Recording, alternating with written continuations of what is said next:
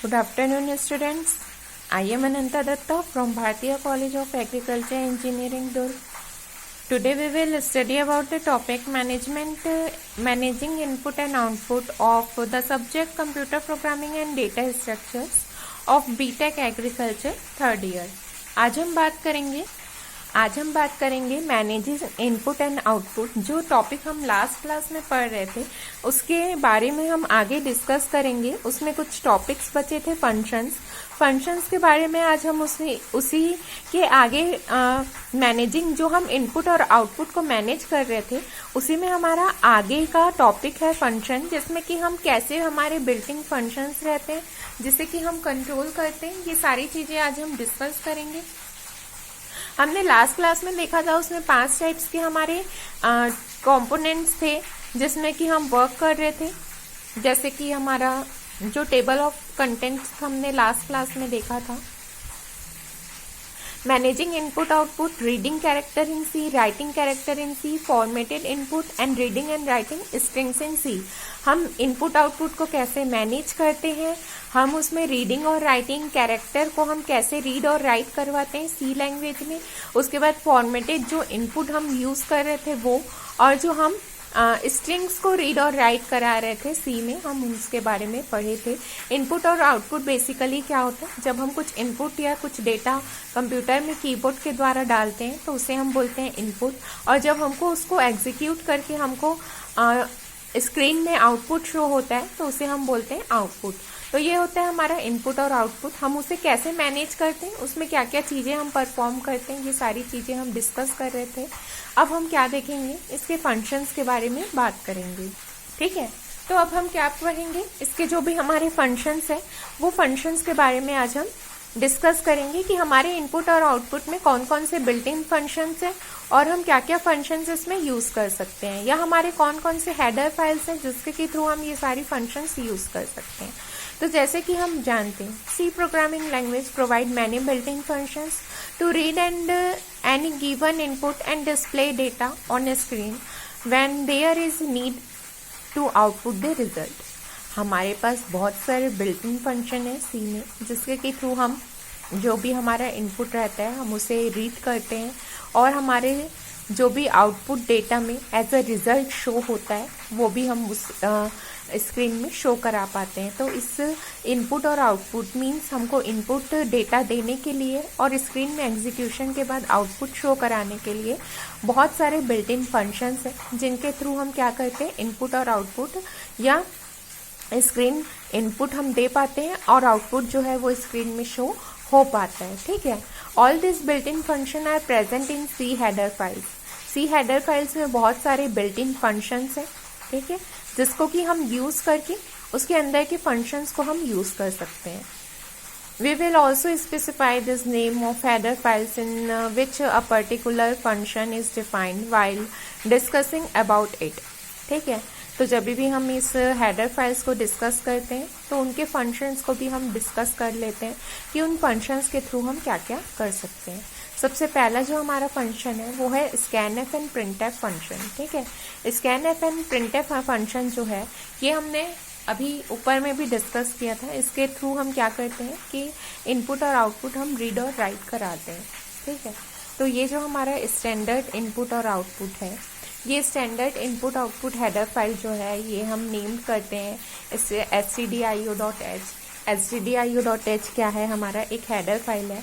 stdio.h हमारा एक header file है जिसके थ्रू हम क्या करते हैं कि हम प्रिंटएफ और स्कैनएफ के फंक्शंस को यूज़ कर सकते हैं। पहले हमें इस हेडर फाइल्स को डिफाइन करना होगा, उसके बाद हम क्या करेंगे कि इसके जो भी हमारे फंक्शंस हैं हम उसे यूज़ कर सकते हैं। ठीक है, stdio dot means standard input output dot header files के अंदर जितने भी फंक्शंस हैं इसको डिफाइन करने के बाद हम उन्हें यूज़ कर सकते हैं। Then which are used to display output on the screen and to take input from the user respectively। Means हम क्या करते हैं कि इससे आउटपुट भी डिस्प्ले होता है हमारा प्रिंटएफ से, और स्कैनएफ से क्या करते हैं हम यूज़र से जो इनपुट लेते हैं वो भी हमारा शो होता है।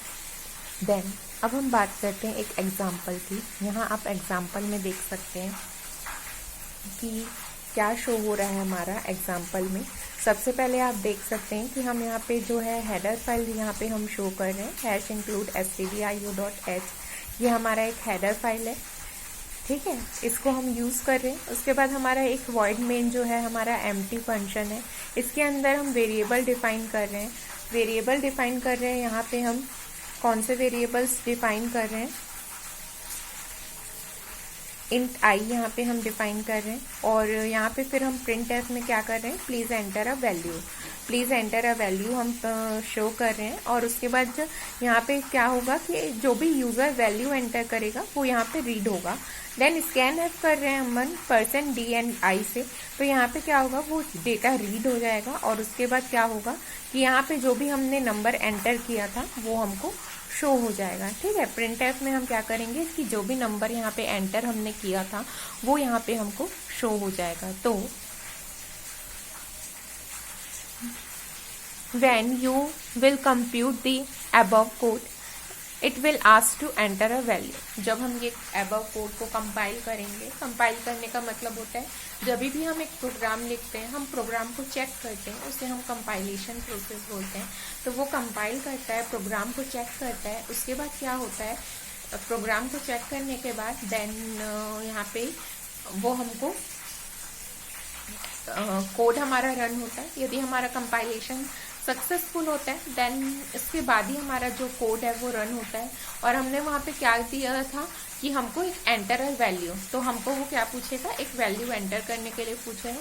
और जब हम एंटर कर देंगे वैल्यू को तो वो वैल्यू को डिस्प्ले करेगा, जो भी हमने स्क्रीन में एंटर किया था वो वैल्यू हमको वो स्क्रीन में शो करेगा। यू मस्ट बी वंडरिंग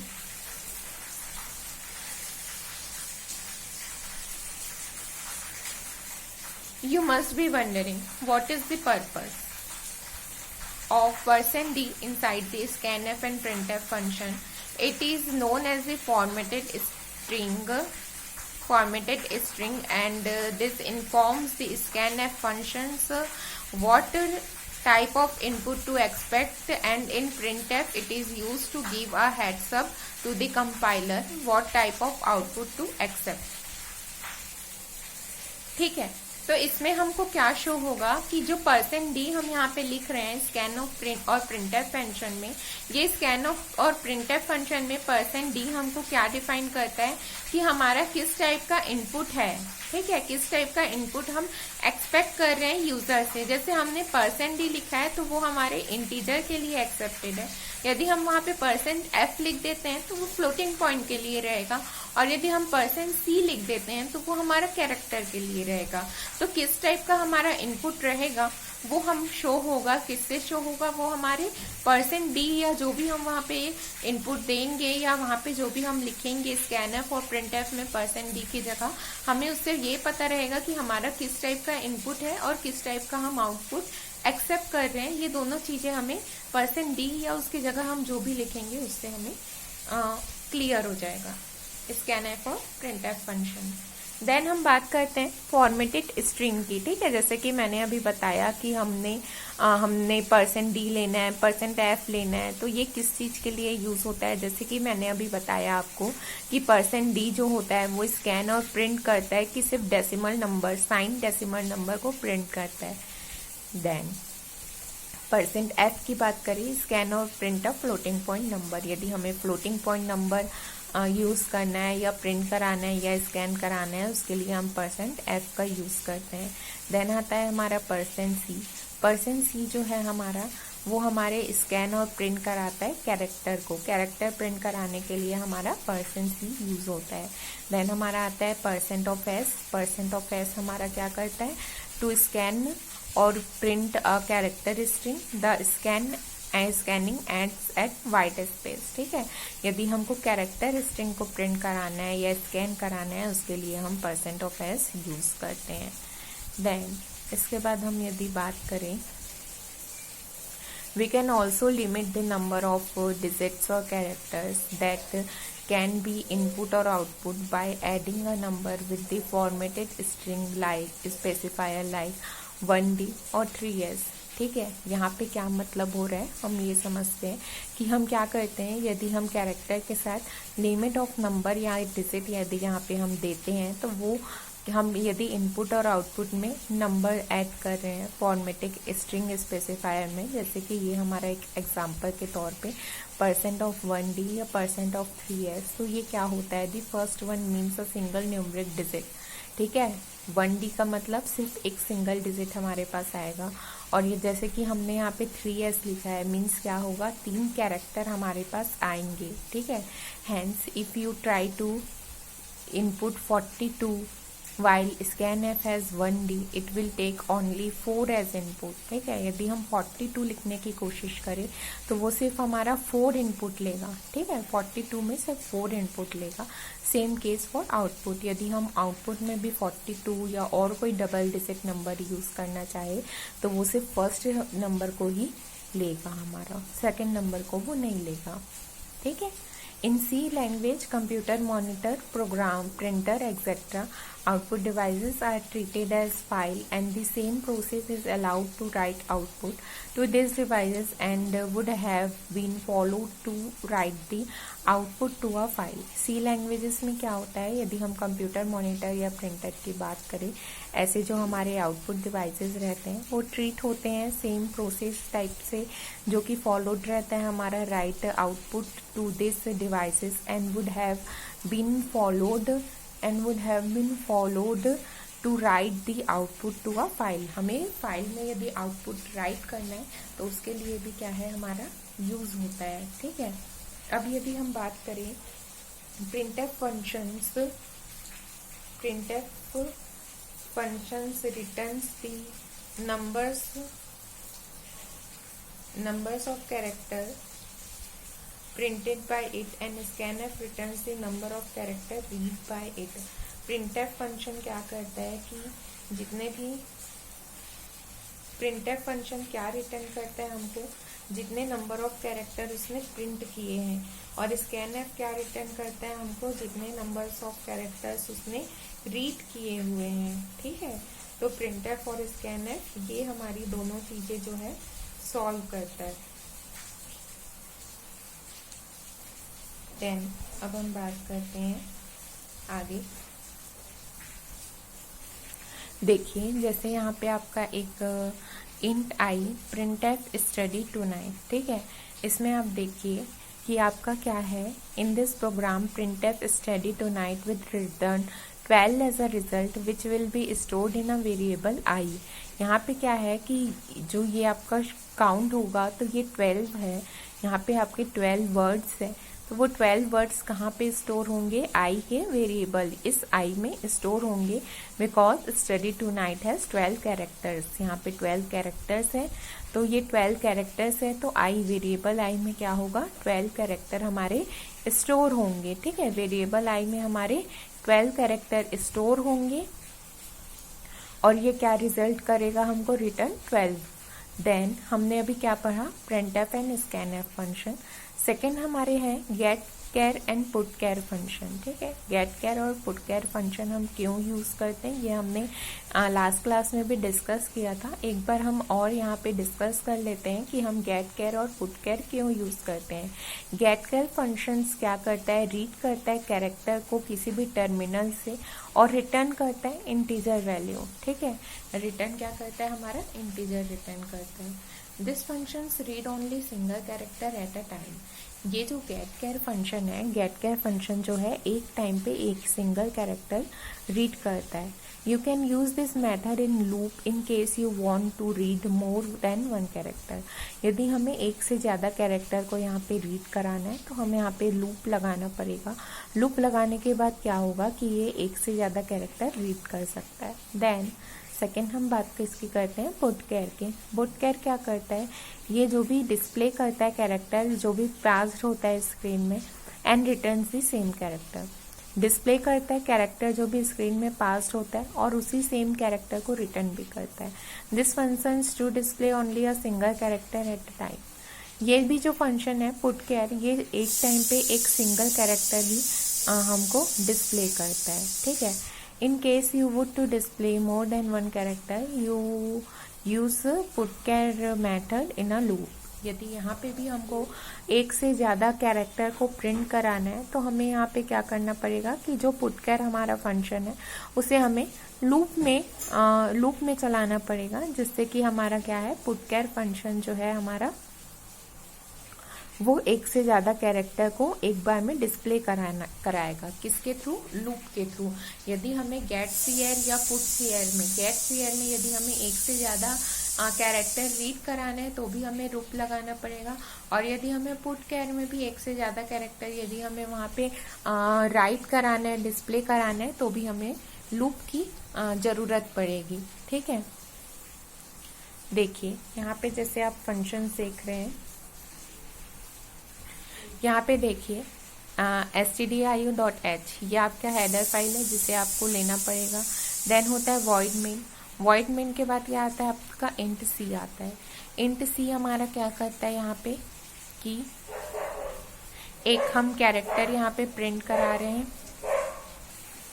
ठीक है, तो हम यहाँ पे क्या कर रहे हैं, एक कैरेक्टर हम एंटर करा रहे हैं और उसके बाद हम क्या कर रहे हैं, गेट कैर यहाँ पे लगा रहे हैं। तो जो भी हमारा कैरेक्टर रहेगा वो डिस्प्ले हो जाएगा हमारा, एंड देन हम पुट कैर भी यहाँ पे यूज कर सक रहे हैं। When you compile the above code, it will ask to enter a value. When you will enter a value, it will display the value you have entered. ठीक है, हमें जब भी हम वो above code को कंपाइल कराएंगे तो वो हमें एक वैल्यू एंटर करने के लिए आस्क करेगा, और जब हम वैल्यू एंटर कर देंगे तो वो क्या करेगा कि उस वैल्यू को प्रिंट करा देगा या डिस्प्ले करा देगा, जो भी वैल्यू हम एंटर कर रहे थे। देन हमारा थर्ड है get s and put s function. हमने अभी देखा scanf, print, get char, put char. अब हम get s and put s function के बारे में डिस्कस करेंगे। इसके बारे में भी हमने लास्ट क्लास में डिस्कस किया था। गेट कैर जो गेट एस जो फंक्शन है ये रीड करता है stdin स्टैंडर्ड इनपुट से रीड करता है, और जो भी हमारे पॉइंटर करता है, जो भी हमारे स्ट्रिंग में पॉइंटर्स पॉइंट करता है, एंड टर्मिनेट करता है न्यू लाइन में जब भी एंड ऑफ लाइन ऑकर होता है। मीन्स जब भी हम टर्मिनेट कर लेते हैं एंड ऑफ लाइन में तो ये हमारे न्यू लाइन में चले जाते हैं। पुट एस फंक्शन जो है वो राइट करता है स्ट्रिंग को, ठीक है, न्यू लाइन से, जैसे कि हम std out, std in से हम गेट एस फंक्शन यूज कर सकते हैं, और यदि हमें न्यू लाइन से रीड कराना है तो हम std out स्टैंडर्ड आउटपुट से रीड कराएंगे। देन नेक्स्ट टॉपिक ये भी हम बात करें तो str क्या होता है, this is a pointer to an array of characters where the C string is stored. ठीक है, ये एक पॉइंटर है कैरेक्टर एरे ऑफ कैरेक्टर्स का जहाँ पे सी स्ट्रिंग क्या रहता है, स्टोर रहता है। Ignore if you are not able to. Then ठीक है, यदि हमारा जो एरे ऑफ कैरेक्टर्स रहता है, एरे ऑफ कैरेक्टर्स जो स्टोर होता है सी स्ट्रिंग में जो हमारा एरे ऑफ कैरेक्टर स्टोर्ड होता है पॉइंटर्स में, पॉइंटर में कहीं ना कहीं पॉइंटर क्या करता है, किसी भी वैल्यू के एड्रेस को स्टोर करके रखता है। तो str क्या होता है, str में हम क्या कर सकते हैं कि उसके वैल्यू के एड्रेस को हम स्टोर करके रख सकते हैं। ठीक है, अब जैसे यहाँ पे आप एक फंक्शन देख सकते हैं कि हम एक प्रोग्राम बना रहे हैं, हैश इंक्लूड stdio.h, हमने यहाँ पे वॉइड मेन यूज कर रहे हैं। वॉइड मेन के बाद आप देखिए यहाँ पे हम कैरेक्टर स्ट्रिंग जो है हमारा, यहाँ पे हम कैरेक्टर स्ट्रिंग जो है 100 यहाँ पे डाल रहे हैं। अब हम क्या कर रहे हैं, printf enter a string. Printf में हम एक स्ट्रिंग एंटर करा रहे हैं, उसके बाद हम उसे गेट एस फंक्शन यूज कर रहे हैं, पुट एस फंक्शन यूज कर रहे हैं। देन हम गेट सी एस यूज कर रहे हैं। गेट सी एस जो है हमारा वो आउटपुट स्क्रीन होल्ड करके रखने के लिए यूज होता है। जब भी हम वॉइड मेन यूज करते हैं तब हम गेट सी एस यूज करते हैं, और यदि हम इंट मेन यूज करते हैं तो हम यहाँ पे रिटर्न करके कोई भी वैल्यू रिटर्न करते हैं। ठीक है, तो यहाँ से गेट एस और पुट एस स्ट्रिंग फंक्शंस में क्या है, जो वैल्यू स्टोर होगी ये str100 माने हम 100 तक के कोई भी वैल्यू यहाँ पे डाल सकते हैं, ठीक है। तो जो भी वैल्यू रहेगा वो str में स्टोर होगा, ठीक है। ये वैल्यू str से आपको वैल्यू कैच करके देगा और वो क्या होगा यहाँ पे हमको प्रिंट हो जाएगा, ठीक है। When you will compile the above code, it will ask you to enter a string. When you will enter a string, it will display the value you have entered. ठीक है, यहाँ पे जब हम कोड को कंपाइल कराएंगे तो वो पहले कंपाइलेशन प्रोसेस करेगा, एरर चेक करेगा। यदि वो एरर ऑफ फ्री होगा देन वो एक स्ट्रिंग एंटर करने के लिए आपको बोलेगा। जब आप स्ट्रिंग एंटर कर देंगे तो वो क्या होगा, जब भी आप स्ट्रिंग एंटर करेंगे तो जो वैल्यू आपने एंटर की है वो शो होगा, ठीक है। देन scanf और getS के बीच में कई बार डिफरेंस पूछता है, तो इन दोनों के बीच का मेन डिफरेंस यही है कि scanf जो है वो रीड स्टॉप कर देता है जब भी उसे स्पेस मिलता है, ठीक है। जब मान लीजिए हमने यहाँ पे डिफरेंस और बिटवीन के एक साथ दिया है तो यहाँ पे स्पेस आ गया, तो scanf क्या करेगा, इस स्पेस के बाद वो रीडिंग को स्टॉप कर देगा। बट जो getS फंक्शन है, getS फंक्शन क्या करेगा, इस स्पेस को भी वो काउंट कर लेगा, ठीक है। जैसे कि हम scanf में यदि इसे काउंट करेंगे तो 1 2 3 4 5 6 7 8 9 10 वर्ड्स काउंट होंगे, 10 कैरेक्टर आपके काउंट होंगे, उसके बाद स्पेस आया तो वो रुक जाएगा।